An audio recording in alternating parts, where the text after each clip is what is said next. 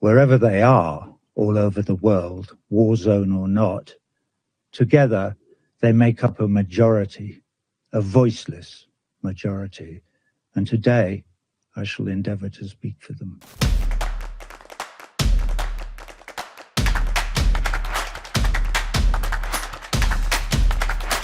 Every morning when I sit down at my laptop, I think of our brothers and sisters in Ukraine and elsewhere who, through no fault of their own, find themselves in dire and often deadly circumstances.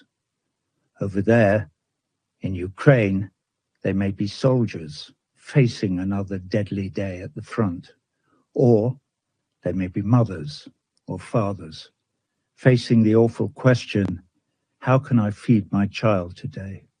Or they may be civilians, not knowing that today the lights will go out for sure, as they always do in war zones, knowing that there is no fresh water, that there is no fuel for the stove, no blanket, just barbed wire and watchtowers and walls and enmity.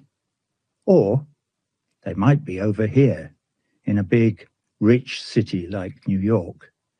Here, brothers and sisters can still find themselves in dire straits. Maybe, somehow, however hard they worked, all their lives, they lost their footing on the slippery, tilting deck of the neoliberal capitalist ship we call life in the city and fell overboard to end up drowning. Maybe they got sick.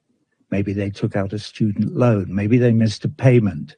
The margins are slim. Who knows? But now they live on the street in a pile of cardboard, maybe even within sight of this United Nations building. Anyway, wherever they are, all over the world, war zone or not, together they make up a majority, a voiceless majority, and today I shall endeavour to speak for them. We, the people, wish to live.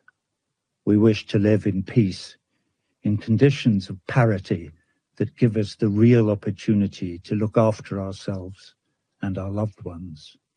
We are hard workers, and we are ready to work hard. All we need is a fair crack of the whip. Maybe that's an unfortunate choice of idiom after 500 years of imperialism, colonialism, and slavery. Anyway, please help us.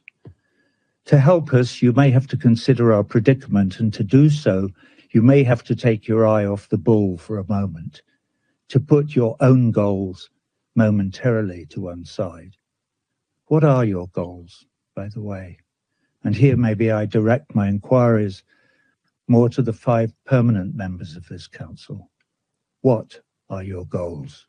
What is the pot of gold at the end of the rainbow? Bigger profits for war industries, more power globally, a bigger share of the global cake? Is Mother Earth a cake to be gobbled up?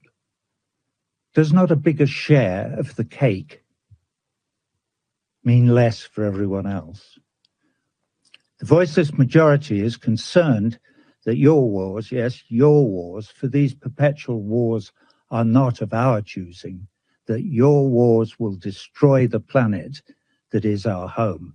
And along with every other living thing, we will be sacrificed on the altar of 2 things: profits from the war to line the pockets of the very, very few, and the hegemonic march of some empire or other towards unipolar world domination.